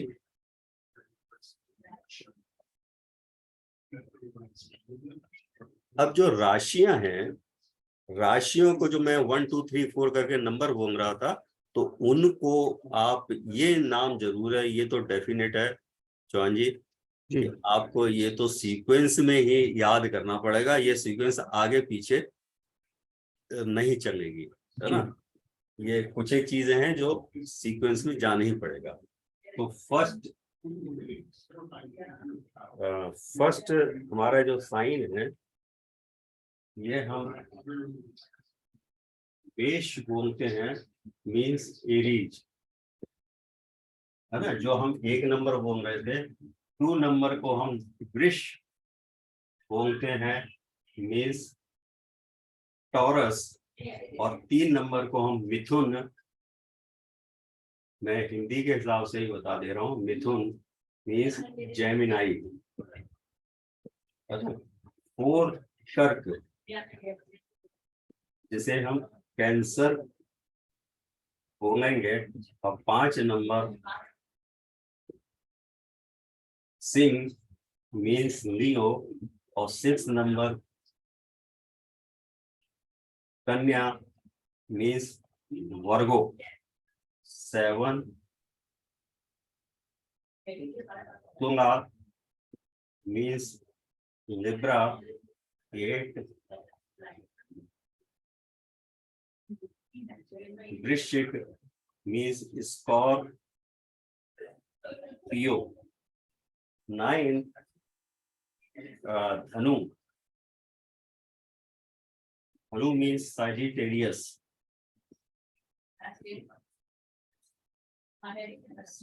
और 10 नंबर की मकर मीन्स कैप्रिकॉर्न, कैप्रिकॉर्न। और 11 की नंबर कुंभ मीन्स एक्वेरियस। और 12 नंबर की मीन मीन्स पाइसेस। तो इस तरह की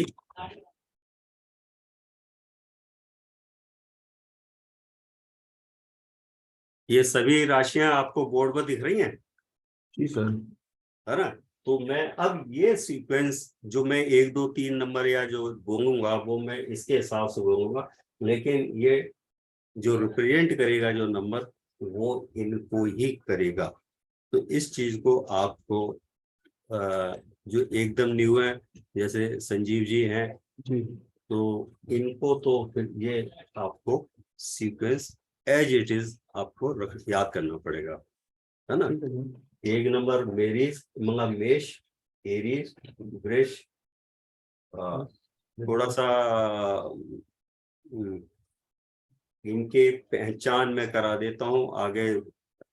ये जो मेष मेढ़ा जो बोलते हैं, मीन्स जो एक तो शीप होती है, और शीप का मेल जेंडर जो समझ लो रैम जैसे बोलते हैं, वो मेढ़ा, वो एरीज हो गया। ऐसी रिप्रेजेंटेशन ये टॉरस जो भगवान शिव के जो नंदी बाबा है ना, बैल या वो जिसे सांड बोलते हैं, तो भगवान शिव के जो नंदी बाबा जो हैं, तो वो वृक्ष इनका वो है, ये पिक्चर कह लीजिएगा या इमेज जो कुछ ही है, ये है ना, ये मिथुन जेमिनाई।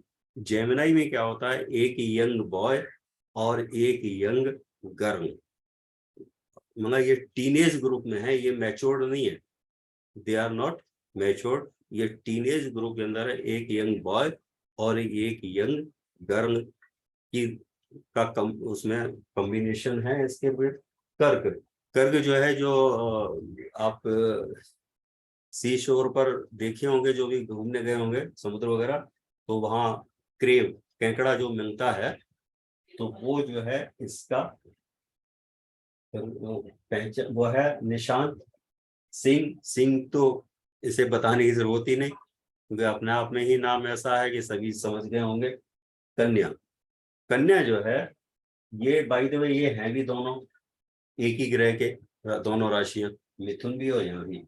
यहाँ ये था कि एक टीनेज में बॉय और गर्ल थे, यहाँ पर सिर्फ गर्ल है, और जो एक ब्यूटीफुल गर्ल जैसे कहना चाहिए, और जो वेरी यंग, इस तरह से है ये वर्गो। और ये तुला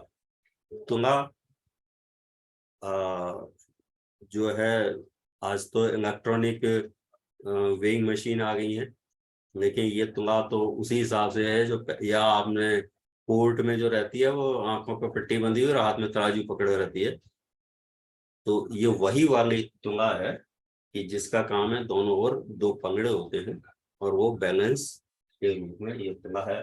वृश्चिक का मतलब है बिच्छू, तो इसकी जो साइन है, जो रिप्रेजेंटेशन साइन से वो होती है, वो स्कॉर्पियो मतलब बिच्छू है इसका। धनु में क्या है, इसमें दो पार्ट रहते हैं, एक आगे वाला जो हिस्सा है उसमें एक आदमी धनुष बाण पकड़े हुए है, जो अपने धनुष के ऊपर बाण चढ़ाए हुए है, कमान को जो खींचे हुए है, और पीछे वाला जो हिस्सा है वो एनिमल का है। तो इसमें दोनों है, एक पुरुष भी इसके अंदर है और जानवर भी इसके अंदर है। पीछे वाला हिस्सा जो है वो घोड़े का है। तो इस तरह से इसकी प्रेजेंटेशन है कि आगे पुरुष है और पीछे का हिस्सा हिरण का है, सॉरी हिरण का नहीं, घोड़े का है, हॉर्स का है। ये 10वां नंबर जो मकर है, मकर में आगे वाला जो हिस्सा है, वैसे तो घड़ियाल या मगरमच्छ के रूप में ही दिखाते हैं, लेकिन फिर भी इसका जो आगे वाला हिस्सा है वो हिरण का है। ये दो राशियां ऐसी हैं जिनमें आधे आधे चलते हैं। तो अब आधे आधे आगे जब बताने जाएंगे तब और समझ में आ जाएगा। तो मकर, इसमें आगे वाला हिस्सा जो है वो हिरण का है, और पीछे वाला जो हिस्सा है वो क्रोकोडाइल, मगरमच्छ वाला ही पीछे वाला हिस्सा। कुंभ यही है कि सिर के ऊपर, या कई रिप्रेजेंटेशन दिखाई है वो हाथों में पकड़े हुए है, या कई रिप्रेजेंटेशन दिखाई है ऊपर कि सिर के ऊपर है। लेकिन जो भी रिप्रेजेंटेशन दिखाई है उसका मीन यही है कि एक आदमी है जिसके साथ में या जिसके हाथों में या जिसके सिर में एक मटका है, घड़ा है, जिसमें पानी भरा हुआ है, ऐसा रिप्रेजेंटेशन है। मीन वही है कि पानी के अंदर दो मछलियां अपोजिट डायरेक्शन में इसमें तैर रही होती है। तो ये मछलियां है। तो इस तरह से मैंने रिप्रेजेंटेशन दे दी है। तो ये तो मैंने राशियों की थोड़ी सी पहचान कर दी।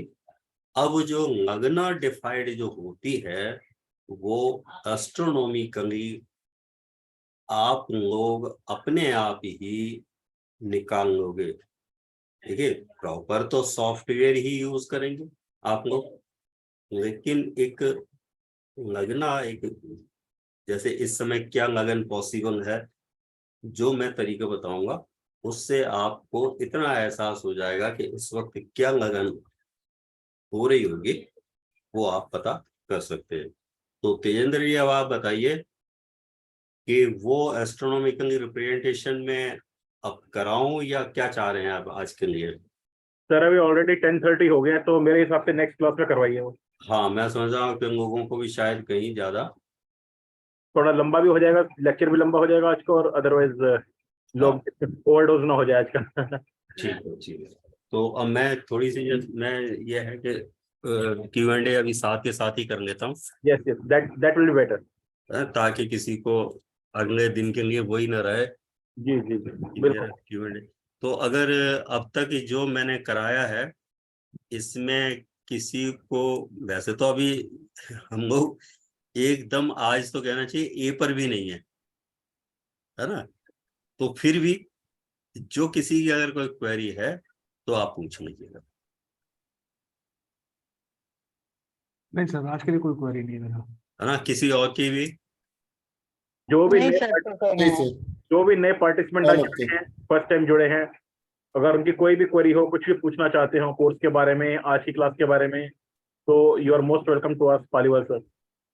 तेजिंदर जी, एक फीडबैक भी ले लीजिएगा पार्टिसिपेंट्स का कि वो तो पहली बार एस्ट्रो ज्योति टीम के साथ जुड़ रहे हैं। बिल्कुल बिल्कुल। क्या एक एस्पिरेशंस लेके ही हर कोई बहुत उम्मीदें लेकर जुड़ता है, किसी के Right. साथ भी जुड़ता है। तो मैं यही चाहूंगी कि एक बार आप अपने फीडबैक या जो भी आपने पालीवाल जी से अभी तक सीखा आज की क्लास में, तो आज उसके लिए जो आप क्या मैं फील थोड़ी कर सी रहे हैं? अपनी ओर से कह दूं कि आज मैंने जो कुछ भी आप लोगों को जिस बेस से, ये कोई वो चीज नहीं है कि अभी आप इसमें से कोई चीज एस्ट्रोलॉजी तो अभी आप सीखेंगे अभी तो नेक्स्ट क्लास से स्टार्ट होगा ना। बेसिकली। अभी आज सिर्फ मैंने एक जो हमारी माइथोलॉजी चलती हैं उसको समझ के, या इसमें कई एक चीजें ऐसी मैंने जो आपको न तो कोई वैसे बताता है इस तरह के प्लेटफॉर्म पे, और न ही आपको ये चीजें पढ़ने को मिलती हैं, है ना।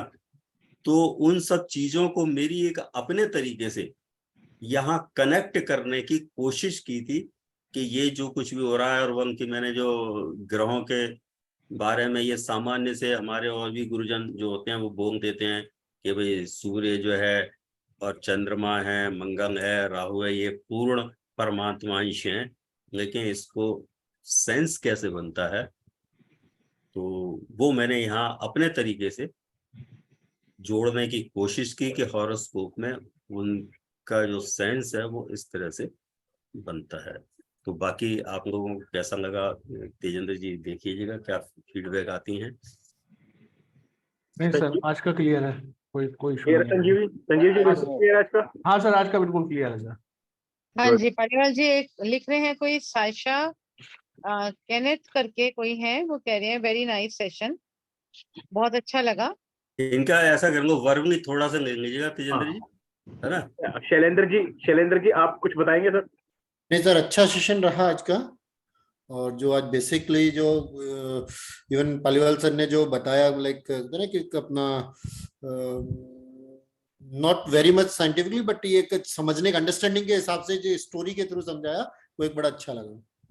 ठीक है सर, थैंक यू सर। ठीक है सर, भावना नमस्कार, सैनी थैंक यू। भावना सैनी जी। हाँ जी, भावना हाँ जी, सैनी जी सर। ने ऑलरेडी मैसेज भी किया है कि काफी अच्छा यूजफुल सेशन है। जी भावना जी, प्लीज कंटिन्यू। मैम काफी अच्छा सेशन है। मुझे तो लॉजिक ही जानना था, बेसिकली मैं लॉजिक के लिए आई थी, क्योंकि स्टोरीज तो मैं बहुत सुनती रहती हूँ। मुझे लॉजिक जानने के लिए आई थी कि किस रीजन से क्या चीज हो रही है। तो सर ने वो बहुत अच्छे ये तरीके मैंने से बताया है लॉजिक कैसे से उस ही पर बताया है अपनी तरह से। हो रही है, कैसे क्या जी मैम, थैंक यू सर। चीजें हुई। मैम आपकी वॉइस कट रही है मैम, थोड़ा सा नेटवर्क का इशू आ रहा है आपका। Anyway, संजय श्रीवास्तव जी सर आप बताइए। हाँ जी, काफी थैंक यू अच्छा सर। लगा मुझे। हाँ पहला ऑनलाइन में पहली बार सीखा है मैंने, इसके पहले भी जीरो था, कुछ नहीं। तो कैसी लगी सर आपकी क्लास आपको? बहुत अच्छा लगा। ठीक है सर। स्टार्टिंग से 0 पॉइंट्स अगर इतना अच्छा रहेगा तो बिल्कुल बिल्कुल, अभी तो मतलब समझिए 0 पॉइंट ही है अभी। अभी पहली सीढ़ी अभी चढ़ी भी नहीं है हमने तो। नेक्स्ट क्लास से भी स्टार्ट होगा, क्योंकि आज सर ने सिर्फ राशियों के नाम ही बताए हैं। अब नेक्स्ट क्लास से और आगे धीरे धीरे करके स्टेप आगे बढ़ेंगे, तो मेनली तभी सब। देखिए, एक किसी ने चैट में लिखा है ये साइशा जी ने, कि इसके बाद कुंडली रीड कर पाएंगे क्या? तो अभी तो मैम आगे वेट करिएगा, अभी तो हमने ये भी शुरू नहीं की है, अभी तो हाथ में सिर्फ चौक पकड़ा है, आप यूं समझिएगा। Sabu R ji, Sabu ji are you there? नमस्ते सर। नमस्कार सर, कैसा रहा सेशन? अच्छा क्लास है सर, अच्छा क्लास समझ रहे हैं। अच्छा, मैं लास्ट क्लास में आपका फीडबैक लेता रहा, आपने मेरी आवाज सुनी नहीं दशा के फीडबैक लेने के। हिंदी से थोड़ा सा मालूम सर, थोड़ा सा मालूम। Okay. In the last class of Alka ma'am, I was asking for you. I think your audio was not perfect, or maybe some network issue, so you could not give your feedback for the Dasha class. दे दूंगा sir, दे दूंगा। Okay sir. आज का class अच्छा लगा आपको? अच्छा sir, अच्छा लगा सर। ये नोट्स का ऐसा पीडीएफ मिलेगी सर? बिल्कुल सर, पीडीएफ बिल्कुल मिलेंगे, पीडीएफ मिलेंगे, चिंता मत कीजिए। Okay sir, thank you sir. Thank you sir. Sachin sir, Sachin Bhalla ji. हाँ जी सर, सेशन बहुत अच्छा था और काफी अच्छा सर ने हर चीज कनेक्ट करके बताया, और जो हमारे पुराने क्लासिक्स में लिखा है उस तरीके की भी सर ने जो चीजें बताई वो काफी इंटरेस्टिंग भी थी और काफी रिलेटेड भी थी चीजों से समझने के लिए सर। जी, तो मतलब आपको अच्छा लगा सेशन, इंटरेक्टिव लगा आपको? जी, वेरी गुड सर। ठीक है sir, thank you sir. Okay. And last one is Gurudutt ji. हाँ, मैंने तो अभी फर्स्ट टाइम ही ज्वाइन किया है, और ये जो सब्जेक्ट है ये मेरे लिए तो पूरा नया ही है। जी। तो इस हिसाब से तो मुझे बहुत ही अच्छा लगा। मैं सब नोट्स भी निकाल रहा था कैसे कैसे, तो उन्होंने जैसे स्टार्टिंग से एकदम किया, 3 सिद्धांत और बाद में संहिता हो रहा, और उन्होंने पूरा पुराने सर ने जो कनेक्ट करने का करके बताया कि पुराने जो भी स्टोरीज है उसके साथ, तो उसमें क्या कि समझ में और ध्यान में मेमोरी में अच्छे से रहेगा। तो बहुत अच्छा लगा मुझे सुन के। तो I hope it will be nice and very informative in future also. Thank you very much. Thank you sir, thank you. Akhil ji आप हो यहाँ पे भी? Akhil sir, hello Akhil ji, are you there? May भी शायद कोई नेटवर्क इश्यू ना हो तेजिंदर जी। May be. राहुल जी? जी सर, फैंटास्टिक। पहले तो नमस्कार सबको। नमस्कार राहुल जी। नमस्कार राहुल जी। नमस्ते मैम, कैसे हैं मैम? ठीक है? हाँ जी, बिल्कुल ठीक, बिल्कुल ठीक। सर सेशन तो बहुत ही फैंटास्टिक है। मैं तो पहले से ही भी बोलता ही हूँ, इवन कि मेरे पास तो रिकॉर्डिंग भी थी, लेकिन उसके बाद भी मैंने ये ज्वाइन इसलिए किया कि कुछ चीजें जो होती हैं वो सामने बैठ के ही आदमी बिल्कुल ग्रैप्स कर पाता है। तो साथ में हर दफा कोई ना कोई चीज सीखने को ही मिलती है। इस बार जो है पहले से बेटर लेकर आएंगे, चिंता मत कीजिए। जो कुछ रह भी गया होगा पिछले सेशन में, पिछले साल जो हमने करवाया था, अगर उसमें कुछ कमी पेशी रह भी गई होगी तो उसमें वो भी कवर हो जाएगी। नहीं, पहले लास्ट टाइम तो मैंने ये किया ही नहीं था ना। आपने प्रेडिक्टिव वाला किया था? इन्होंने नोट्स परचेज किए थे और नोट्स एंड रिकॉर्डिंग्स ली थी आपके पहले वाले सेशन की ना इन्होंने। जी। कोई बात नहीं, अभी इस बार आप लाइव कीजिए, बढ़िया लगेगा आपको, बेटर जाएगा ये। वैसे भी फैंटास्टिक है sir. Ji. Aman Dhawan ji, Aman ji,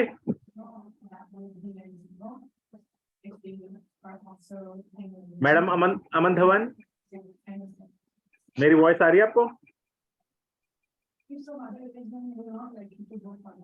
I think वो सुन नहीं पा रही है या कहीं। हाँ जी। मे बी जो न्यू स्टूडेंट्स है ना, आप उनका फीडबैक ले लीजिए।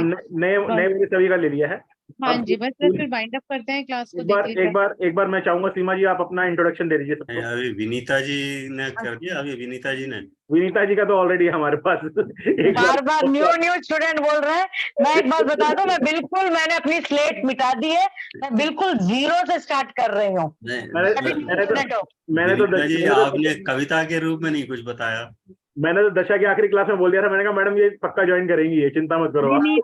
विनीता जी देख लो, फिर जो मैंने आपको बोला था फिर आगे ना आप पढ़ लिया ना। मैंने बोला ना अंतर्यामी है आप लोग। मैं वही कह रही हूँ, अपने फेस रीड कर लिया ना फिर मैंने आपका। बिल्कुल पहले स्टूडेंट आप ही हो। सच्ची में मैं छोटी सी बात, मैं बस पालीवाल जी की क्लास अटेंड करना चाह रही थी। लास्ट टाइम भी पहले दोनों क्लास मिस थी, ये लास्ट क्लास दशा वाली भी और पहले वाली भी रेगुलर। तो मैं बहुत सिंसियरली मैंने स्लेट खाली की है और बस अब मैं उससे शुरुआत कर रही हूँ। बस नए रंग भरने के लिए आपने कैनवस को रेडी कर लिया बस। बिल्कुल कैनवस को नए रंग से भरने के लिए और ज्ञान प्राप्ति के लिए। बिल्कुल। साबू जी आप भी कुछ बोलना चाहते हैं क्या? आपने हैंड रेज किया हुआ है। डू यू वांट टू बोलो तेजिंदर जी? यस मैम प्लीज बोलिए ना। बहुत सारे प्लेटफॉर्म में बहुत सारे कोर्स किए हैं, पर जितना अपनापन और जिस हिसाब से पेशेंटली करते हैं, ना किसी को म्यूट करना, हर एक को बीच में भी सवाल का मौका देना, आई थिंक ये जो थोड़ी बहुत जो गुरुकुल परंपरा है वो कायम रखी हुई। नहीं तो जनरली 90% ये होता है कि हम म्यूट रहते हैं और पढ़ाते हैं और एंड में तो क्या होता है बीच के जो क्वेश्चंस होते हैं ना वो रह जाते हैं। पर यहाँ पे जो दोनों वेज होता है ना, I think this is more effective. ये हमने बहुत सोच समझ के डिसीजन लिया था, क्योंकि हमने भी देखा हुआ है कि बाकी सब प्लेटफॉर्म पे ऐसे ही होता है कि सिर्फ क्लास चलती है और आपको सिर्फ एक क्वेश्चन पूछने का मौका दिया जाता है और उसके बाद भी आप फिर पूछ लें तो पूछ लें, अदरवाइज रह गया तो फिर आप अपने ग्रुप में डाल दे तो हो जाएगा आपका। बिल्कुल सही बात है ये। हम यही चाहते हैं कि जहाँ पर जो चीज क्लियर नहीं हो रही है आप बीच में ही रोक के हमें पूछिए, पहले चीज क्लियर कीजिए उसके बाद हम आगे बढ़ेंगे।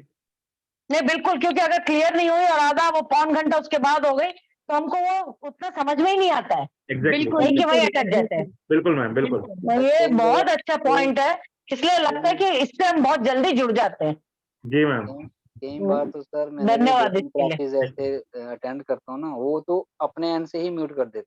हाँ मुझे मालूम है। आप कोशिश करना भी पूछना भी चाहो तो वो आप पूछ ही नहीं सकते। I know. एक्चुअली एक क्लास मेरी चल रही है, शायद सीमा मैम ने जो टैलेंट वाला सेशन था वो मंडे, वेडनेसडे और फ्राइडे था। इसलिए ज्वाइन नहीं कर पाया क्योंकि मेरी ऑलरेडी वहाँ पे एक क्लास चल रही और वो अब कोर्स ऑलमोस्ट कंप्लीट होने वाला है। उस सेशन में मेरा ये रहता है कि मैं क्वेश्चन पूछ ही नहीं पा रहा हूँ।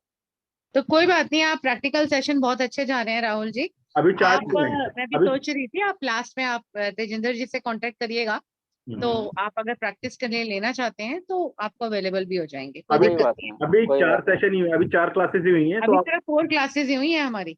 अभी 6 रहती हैं, 6 रहती हैं। जैसे ये खत्म होता है उसके बाद मैं उसमें ज्वाइन कर लूँ। ठीक है जी तेजिंदर जी, इंट्रोडक्शन दे दूं अपना। एक मिनट पहले साबू आर जी का क्वेश्चन ले लेते हैं, उसके बाद आप अपना इंट्रोडक्शन। साबू जी आप प्लीज पूछिए क्या पूछना चाहते हैं। सर ये बेसिक के बाद मैं एडवांस कोर्स भी डेफिनेटली करूंगा सर। बिल्कुल भगवान सर से, बिल्कुल भगवान सर का वो गारंटी रहेगी आप सब लोग करोगे। बिल्कुल सर, सबको लेकर चलेंगे, हम सबको लेकर चलेंगे। को छोड़ के जाने का सवाल नहीं होता। बेसिक कोर्स खत्म होने के 10-15 दिन के अंदर अंदर पालीवाल सर का प्रेडिक्टिव का एडवांस कोर्स हम लेकर आएंगे। ओके सर, डेफिनेटली करूंगा सर, डेफिनेटली करूंगा। Sure you are most welcome. Seema ji आप अपना इंट्रोडक्शन दे दीजिए। जी नमस्कार सबको, very good evening to all of you. 1 minute जी, 1 सेकंड सीमा जी। पवन जी। हाँ जी बोलिए। सीमा जी को स्पॉटलाइट में ले आइएगा।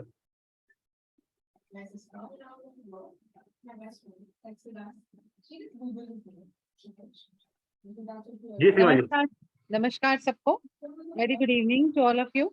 मैं सीमा श्रॉफ पिछले 7-8 सालों से इस विद्या में हूँ और तेजिंदर जी, पवन जी और पालीवाल जी, हम लोग सब एक साथ ही कलीग्स रह चुके हैं जब इस विद्या में हम लोग जुड़े थे। और इस मोटिव के साथ इस टीम को बनाने का पर्पस था हमारा कि इस विद्या को हम आगे तक लोगों तक सही दिशा में पहुंचाएं। मैं प्रोफेशनल टैरो कार्ड रीडर भी हूँ, न्यूमरोलॉजिस्ट भी हूँ और मैं रेकी हीलर भी हूँ। और टैरो क्लासेस का प्रोफेशनल कोर्स मैं ऑलरेडी एक बैच को सक्सेसफुली अपने एस्ट्रो ज्योति टीम के प्लेटफॉर्म पे कंप्लीट कर चुकी हूँ। और करेंटली मेरा practical sessions professional tarot card reading में जिन लोगों ने ऑलरेडी प्रोफेशन में इसको लेकर आए हैं, वो रीडिंग्स को क्लाइंट को अटेंड करते वक्त किन चीजों का ध्यान रखना चाहिए उसको कंसर्न में रखते हुए टोटली प्रैक्टिकल सेशंस का एक कोर्स मैं ऑलरेडी यहाँ पे रन कर रही हूँ और आगे फ्यूचर में बहुत से और कोर्सेज को लेकर आऊंगी। सो टीचिंग प्रीवियसली भी मेरा जो प्रोफेशन था वो टीचिंग का ही था। मैं मैथ्स और साइंस के टीचर रह चुकी हूँ और स्कूल में टीच भी करती रही और अपना पर्सनल टीचिंग्स भी मैं काफी साल तक स्टूडेंट्स को देती रही। Thank you so much. Tejendra ji, Alka ji का थोड़ा सा और कर लीजिएगा। अलका मैम है भी, आई थिंक शायद चले गए हैं। चले गए? नहीं, अलका जी मुझे दिख नहीं रहा। हाँ, शायद वो चले गए। वाइंड अप कर दीजिएगा। हाँ, फिर अब वाइंड अप करते हैं हम। तो thank you so much for joining. तो अब हम जो है आज ट्यूसडे है, हम थर्सडे को मिलेंगे 9 o'clock। तो आपको रिकॉर्डिंग और इसके नोट्स जो है कल मिल जाएंगे। तो once again thank you so much. मैं एक छोटी सी बात पूछना, पालीवाल जी कोई बुक अच्छी से रिकमेंड करेंगे जो बेसिक से हमें इसमें थोड़ा सा वो आगे ले जाए? देखिए, मैं अभी आपको बेसिक कर लीजिएगा और हमारे जो नोट्स हैं वो आपको 3 किताबों की पढ़ने की जरूरत न होगी, एक जगह ही मिल जाएंगे हमारे नोट्स। ओके ओके, वो तो पता ही मुझे। हम कोई इसमें ये मत समझिएगा कि हम अपने मुंह मियाँ मिठू बनने वाली बात हो रही हो कि हमारे जो नोट्स जाएंगे इस ग्रुप पर, उस जो 3 किताबें आप पढ़ोगे उससे एक जगह मिल जाएगा। सर फिर भी इनको बता दीजिए, बुक बता दीजिए, रिकमेंड कर दीजिए, कोई बात नहीं। अगर ये बुक पढ़ना चाहे तो बुक बता दीजिए। बुक तो फिर वही है कि फंगदीप का पढ़ें या फिर बृहद पाराशर होरा शास्त्र पढ़ें। नहीं, वो काफी हैवी हो जाएंगी अभी इनके लिए। मेरे ख्याल से लघु पराशरी ठीक है। लघु पराशरी तो दशा के लिए वो मत पढ़ो, या फिर इनको एमएन केदार सर की, एमएन केदार जी की पढ़ लीजिएगा। फलित ज्योतिष है, एमएन केदार की फलित ज्योतिष है, वो आप ले लीजिएगा। बहुत अच्छी बुक है, बहुत अच्छी बुक है। आगे अभी इसके बाद जो न्यूमरोलॉजी का कोर्स हम लोग लॉन्च करने जा रहे हैं उसके बारे में भी आप पार्टिसिपेंट्स को अगर कुछ नॉलेज देना चाहें तो वो भी आप ब्रीफिंग दे सकते हैं। वैसे विनीता जी, मैं कोई इसमें गलत बात नहीं कह रहा, आप हमारे जो नोट्स ही है नहीं नहीं सर, आप बिल्कुल बिल्कुल सही बात कर रहे हो, पर कई बार कैसे हाथ में रिफर बुक भी हो, अपने नोट्स तो रहेंगे। और वो नोट्स का तो मैंने देखा है कितने दशा गोचर कितने फर्स्ट क्लास नोट्स मिले हुए हैं कि बुक की जरूरत ही नहीं है। सीमा जी का, विनीता जी आंख बंद करके एमएन केदार जी की किताब ले लीजिए, बहुत बढ़िया किताब है, बहुत बढ़िया है। राइट, मैंने नोट कर लिया है। Thank you very much. 200 या 250 रुपए की किताब है, बहुत अच्छी किताब है। ओके। न्यूमरोलॉजी का भी स्टार्ट कर रहे हैं क्या? न्यूमेरोलॉजी का हम होपफुली नेक्स्ट मंथ लेकर आएंगे। सीमा जी बताएंगी कब लेकर आएंगे। जी, नेक्स्ट मंथ में पूरी कोशिश रहेगी मेरी कि जून मंथ के अंदर ही मिड जून में इस कोर्स को लेकर आ जाए और इसको बेसिक से एडवांस लेवल तक हम लोग लेके जाएंगे। न्यूमरोलॉजी को एक डिफरेंट पर्सपेक्टिव से समझेंगे और प्रिडिक्टिव पॉइंट ऑफ व्यू को ऑटोमेटिकली कंसिडर बाद में हो जाएगा जब आप उसके बेसिक कॉन्सेप्ट्स को और उसके प्रिंसिपल्स को समझने के लिए अपने आप को उस लेवल तक आप ले जाओगे अंडरस्टैंडिंग्स को, तो प्रिडिक्शंस अपने आप आ जाती हैं। तो न्यूमरोलॉजी को एक नए दिशा से, एक नए पर्सपेक्टिव के साथ इसको हम स्टार्ट करेंगे और मोस्ट प्रोबेबली जून के अंदर हमारा ये कोर्स स्टार्ट हो जाएगा। वैदिक न्यूमरोलॉजी या चाइल्डियन, कौन सा वाला? नहीं मैम, ये बेसिक न्यूमरोलॉजी ही रहेगा, इसके अंदर मिक्स रहेगा दोनों का। लेकिन बेसिक के बाद फिर एडवांस लेवल, क्योंकि न्यूमरोलॉजी अपने आप में बहुत एडवांस टॉपिक है विनीता जी, तो पहले बेसिक का पार्ट रहेगा और बेसिक के पार्ट के साथ देखो जो लोग इसको एज अ प्रोफेशन अडॉप्ट करना चाहते हैं, अब जितने भी टैरो रीडर्स हैं या जिन्होंने प्रोफेशनल टैरो रीडिंग का मेरे पास से कोर्स किया है, उनको एक उनकी रीडिंग में एक और लेवल एडवांसमेंट लेकर आएगा न्यूमरोलॉजी। प्लस इसके साथ साथ जो लोग चाहे एस्ट्रोलॉजी में हो उनके लिए भी ये बहुत बेनिफिशियल रहेगा। तो अभी हम बेसिक कोर्स के साथ स्टार्ट करेंगे और उसके बाद बेसिक के इमीडिएटली बाद हम लोग इसका एडवांस लेवल लेकर आएंगे। उसमें आपको वैदिक न्यूमरोलॉजी का कंप्लीट कॉन्सेप्ट और वैदिक न्यूमरोलॉजी में किस तरीके से न्यूमरोलॉजी को समझा जाता है वो कंप्लीट अंडरस्टैंडिंग मिलेगी। कोई बात नहीं, वो हम नेक्स्ट मंथ लेकर आएंगे और उसका हम एक डेमो क्लास भी रखेंगे सबके लिए। जी जी जी। Okay, thank you. चलिए, thank you so much for joining today. तो मिलते हैं थर्सडे को, मिलते हैं 9 o'clock। जी, have a good night all of you. Good night, शुभ रात्रि, राम राम। Good night. राम राम। राम राम राम जी। राम राम राम राम। जय गणपति।